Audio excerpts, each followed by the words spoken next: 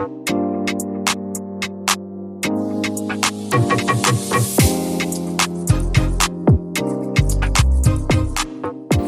you're following me on Instagram or TikTok, yeah, I'm on TikTok now at Talkie Tick Ting. Anyhow, last night's dinner included some boiled plantain. I had rice and stewed chicken and our best callaloo. But anyhow, I have some leftover boiled ripe plantain. So ripe plantain, all I did was I cut it up into pieces, put it into boiling water, no salt or anything like that. And I cooked it for about 5 minutes, and I usually cook it with the skin, and I'll show you how we're going to cut it up even further. But I have this leftover plantain here, and I thought, hey, maybe I'll make it into lunch today with some more of that lovely callaloo that I made for dinner. Now, all those recipes, the callaloo, the stewed chicken, the boiled plantain, everything is available at CaribbeanPot.com.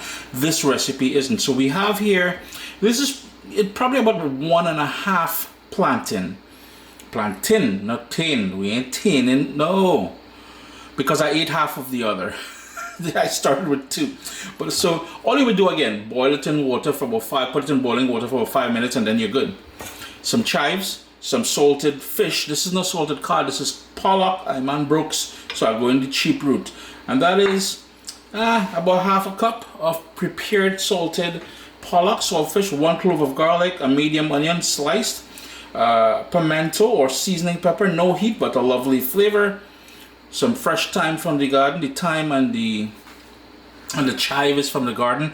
If you don't have chive and you want to use scallion or spring onion or how else? Green onions, they call it green onions as well. We'll need some black pepper. I'm not going to add any salt because the remaining salt in the salt fish will be enough to fix this accordingly. If you want to put some tomatoes, any other bell pepper, those things, you can put that in there. Nobody is stopping you, but a quick lunch. Just going to shift that aside and I'll show you what we'll do. And the skin will come off very easily, see?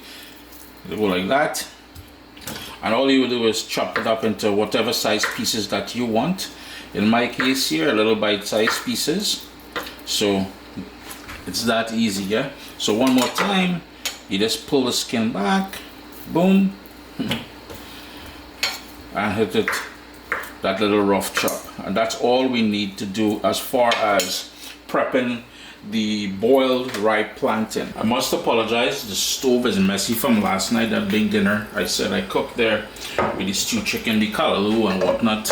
It made, yeah, you can see it's kind of messy, but I have my frying pan here on a medium flame with a tablespoon of olive oil, and I'm gonna go in with the salted cod. If you're unfamiliar, well, not cod, you know, it's habit for me to say cod. It is pollock, a lot cheaper than salted cod, and we're just gonna flavor the oil with the flavor of that salt fish, along with, we want all of that fresh thyme in there. Turn my heat down ever so slightly. I've got the onions, the garlic, and the pimento pepper. Again, no heat whatsoever, but it's going to give you that lovely flavor. And if you're new to Caribbean cooking, especially the ingredients, that pimento pepper, once you cut it open, you will swear it is the most fiery thing you've ever smelled in your life. But I can guarantee you, it is not hot. Well, I'm going to have to hold back on the guarantee because, as we've discussed in the past, if that pimento pepper is planted in close proximity to hot peppers like a Trinidad Scorpion, a Scotch bonnet, what we call Congo, habanero, any one of those things, cross-pollination can happen, and you may end up with spicy pimento peppers. I'm going to turn my heat down to low because I want this to cook gently and to pull out all those lovely flavors.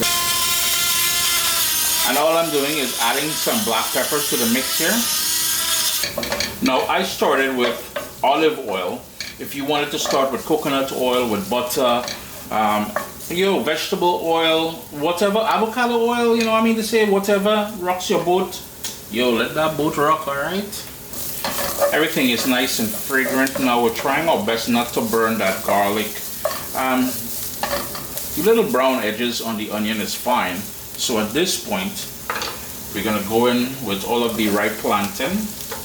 served with some of that leftover callaloo there and some stewed chicken. You don't necessarily have to have that, but with those two things that I have still in the fridge there, there's enough here for a couple people.